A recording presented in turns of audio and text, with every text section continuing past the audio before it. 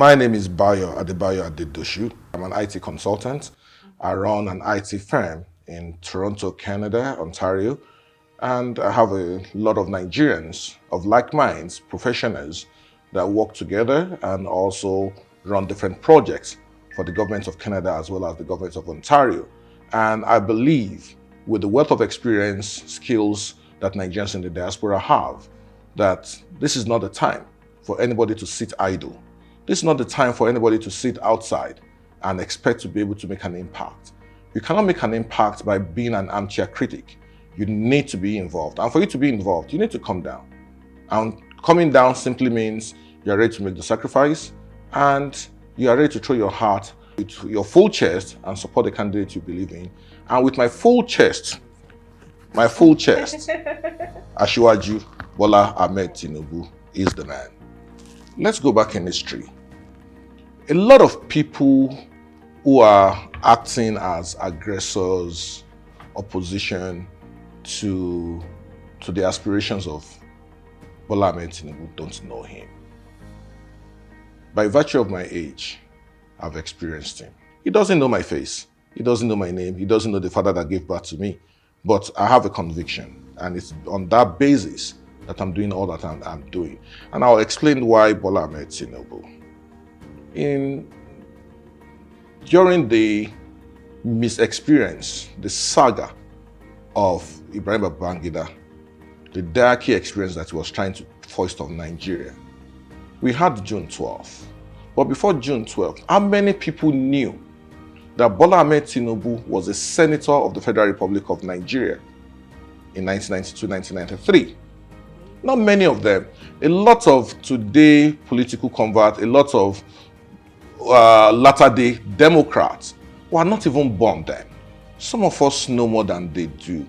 If they need to know, they need to go to their fathers to actually educate them. That is, even if their fathers are that knowledgeable, or if their fathers are not eight-filled, for them to be able to tell them.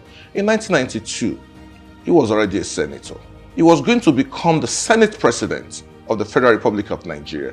But because of the ambition of Chief MKO Abiola, he jettisoned his own personal ambition.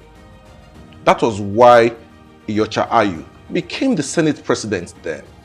And with his full chest, Bola Ahmed Tinubu was all over the place with MKO Abiola of blessed memory. How many people, when we are crediting the current democracy we are enjoying, how many people remember the roles played by the Jagabambogu? How many people are aware that he worked hand in gloves with all progressive elements? How was Nadeco funded? A lot of people went into exile around that time because they were being persecuted, they were being hunted down by the military junta. And from abroad, it kept the spirit alive. How many people know the history of Radio Kudirat and how it was being funded?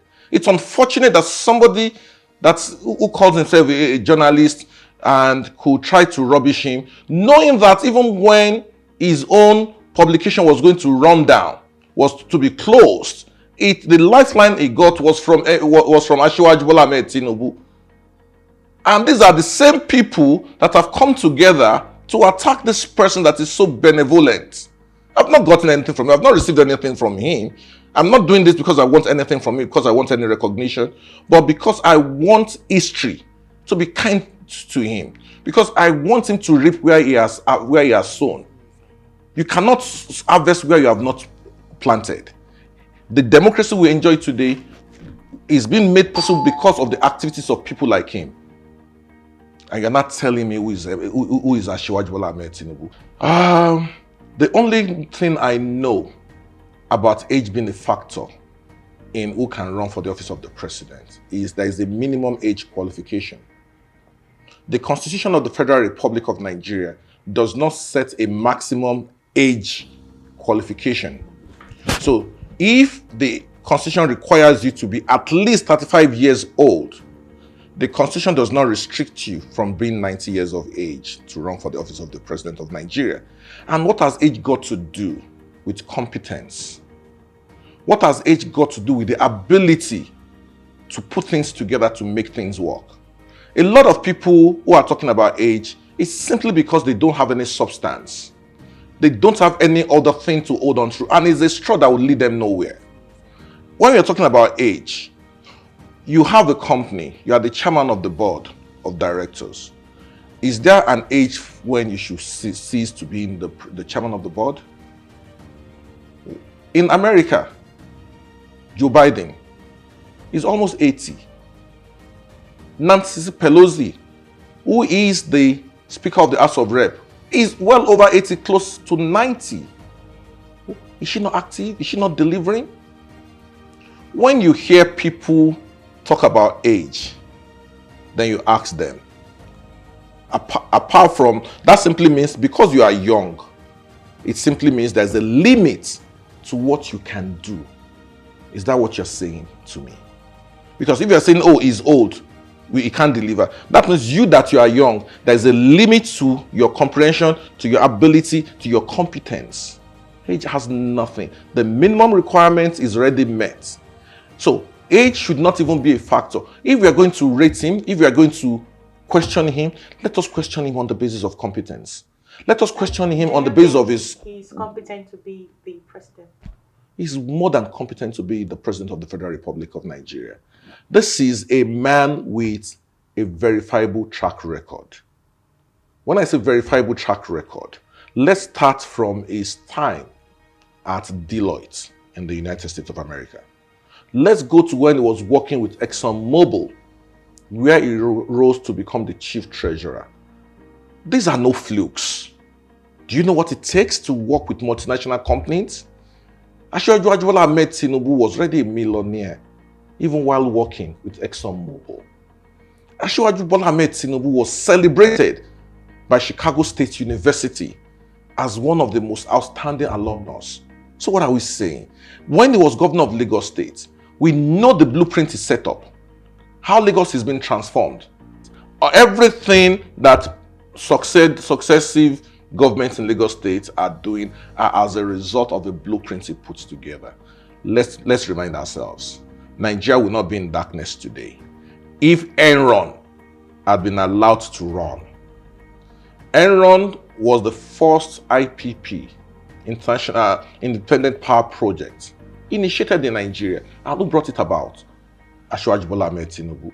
But out of jealousy, out of fear that Lagos State was going to outperform the federal government, the government of Olusegun Obasanjo decided to strangulate and kill the project. Eventually, it was the same project this Obasanjo government was trying to do with $16 billion, and they gave us darkness. So when people are talking, some of us know the political history of this country. We are not bereft. We are not dead. We are not, our brains are active. You cannot rewrite history. And it is also on record that Asiwaju Bola Ahmed Tinubu put round pegs in round holes, square pegs in square holes. We see the people he has developed, he has built over the years. Let's ask other governors of other states, where are the people that have worked with them or that worked with them? Let us ask them, where are they today? Where are his mates in 1999, the class of 1999 governors? Where are they today? How many of them are still relevant? Why are they not relevant? It's because they don't have the content. It's because they don't have the capacity and the capability to work with people. And it is also on record that Asiwaju Bola Ahmed Tinubu is a fully detribalized Nigerian. He opened the government of Lagos State to non-indigenous of Lagos State. Non-indigenous were commissioners. Non-indigenous were in the House of Assembly. That does not happen elsewhere. Go and check your record. Thank you very much that you have already given him 8 years, because going by my understanding, it's first 4 years, and that is why you have given him the 8 years, full 8 years. It's actually, I appreciate it. It's prophetic. Oh, yeah. It's very prophetic. So we claim the 8 years because even when you see his cap, is 8 years. It's just normal for every administration to want to. Well, unfortunately, somebody didn't get to use that. We know him. But it's actually believed that an administration cannot really do more in 4 years than what they can do in 8 years. Yeah, that's what I'm saying. It's prophetic that it will continue for 8 years. He'll use a maximum of 8 years that the Constitution allows him to use. So thank you very much for that. And I'm sure Asiwaju will appreciate your prophecy. Okay. And coming to what it can do, you cannot run a government in isolation. When government makes policies, it is people that will run the policies. And that is where the attitude of Nigerians come in. Nigerians want a country that works, but they are not ready to put in the work. Being abroad, if the citizens of those countries that some of us are their guests are not putting in the work, we won't be able to migrate there. The first line of security in any country, in anywhere, is you. Because how do you secure your home? If you cannot fully secure your home, how do you want to secure your streets? How do you want to secure your community? But the average Nigerian knows how to compromise security. We are very good at being lawless. We are award-winning for that. You want a country that runs smoothly, where everything is okay, but you are abnormal in your activities, in your conduct. Patriotism to the country is not political, has nothing to do with political affiliation. It is the minimum requirement of every citizen to put in the work. Patriotism does not mean you don't challenge your government when things are not going well. Patriotism in Nigeria is dead. We need to find a way around that to start with. And for Asiwaju, he has people who are willing and ready to work from day one with him.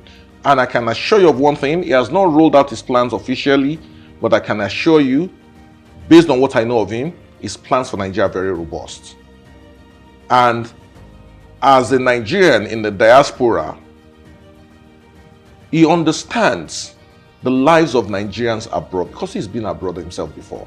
He was a student in the United States of America, where he had to do many jobs to keep up his studentship. So he understands the challenges of Nigerians outside of Nigeria. He will be able to take care of them. How many governments in Nigeria has actually paid attention to the welfare of Nigerians abroad? Yeah, NITCOM is doing very well, and I must thank NITCOM for all that it is doing. But we now have somebody who is coming as an alumnus of diaspora to be able to say, bring in people who can do these things. He's not somebody that will sidetrack brain. He's not somebody that will put people together based on emotion, based on tribe, based on religion. No, that's not the kind of person he is. He will sit you, he listens. That's one good thing about him. All the things I've seen, the interviews I've read and all I've watched, Asiwaju Bola Ahmed Tinubu listens. You need to present your opinion. Both of you will judge or brainstorm. And where he agrees with you, he will let you know. Where he disagrees with you, he will present it so that both of you can fine-tune it. That's the kind of leader that Nigeria needs. And that's the leadership quality I see in Asiwaju Bola Ahmed Tinubu. One thing, when you make tea that has no milk, it's visible to you that this tea does not have milk. Right? And when you cook a stew that does not have oil, you say, why didn't you put oil? This is just pepper now, right? The difference between Asiwaju Bola Ahmed Tinubu and the other errand people are just too wide apart. We are talking about track record. Let's start with Atiku.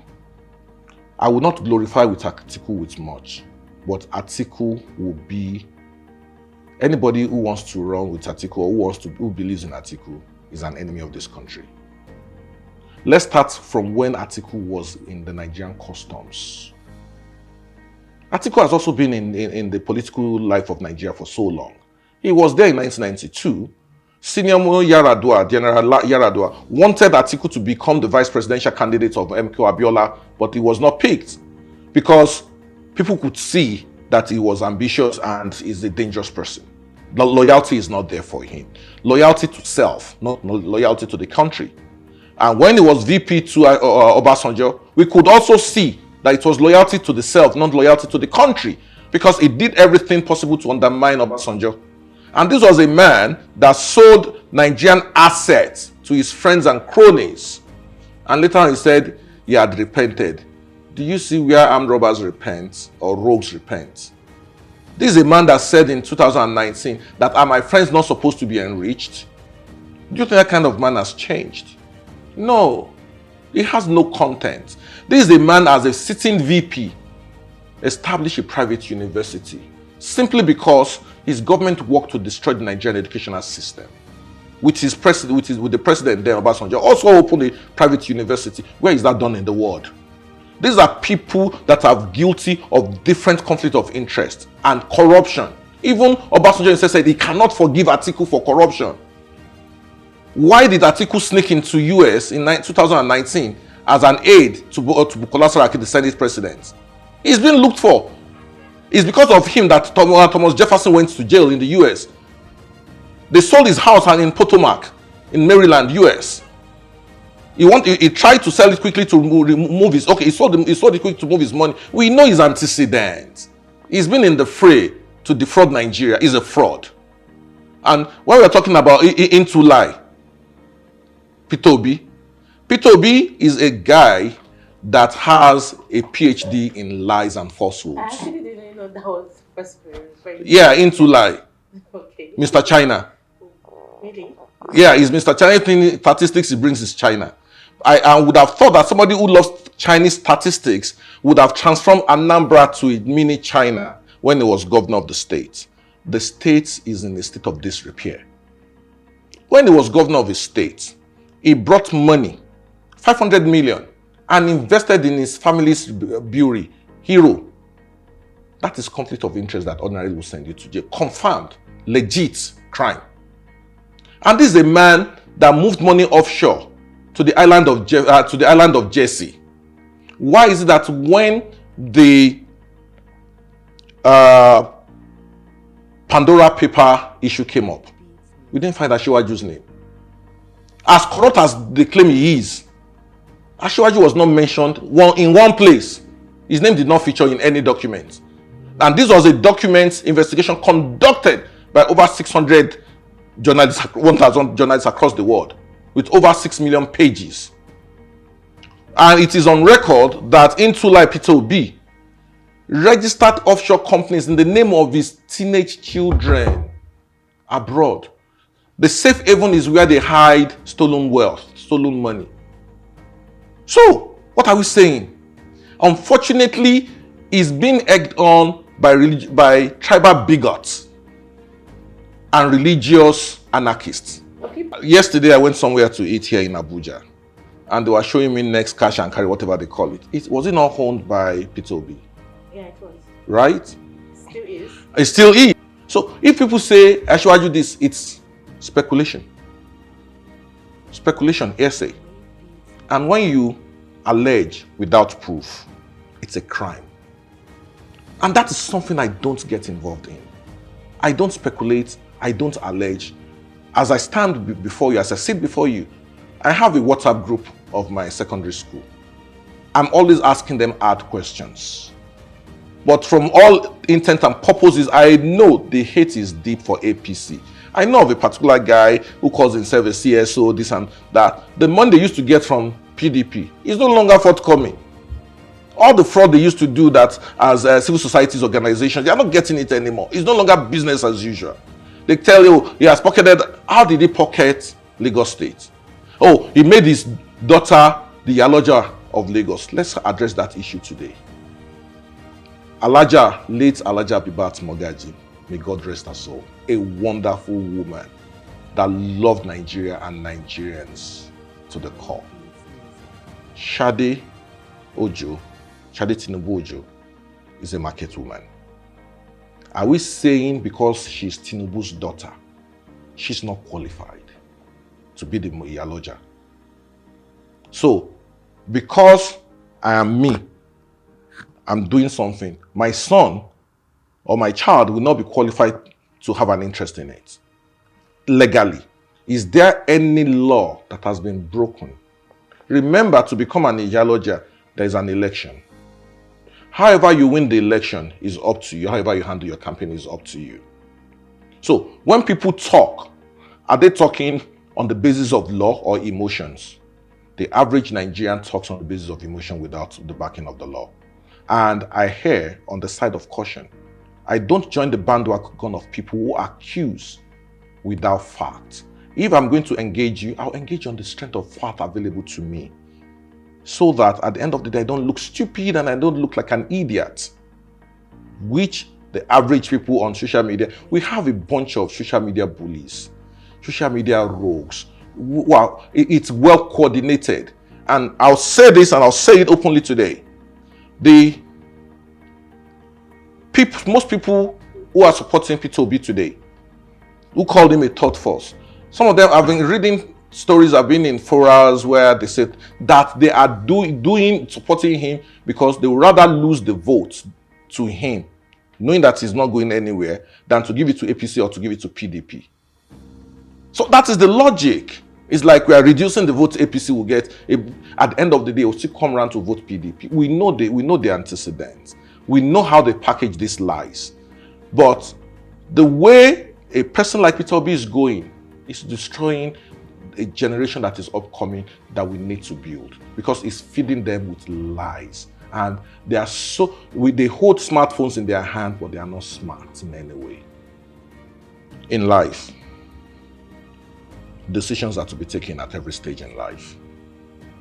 And your decisions should be based on data and facts available, not on emotions that is being evoked.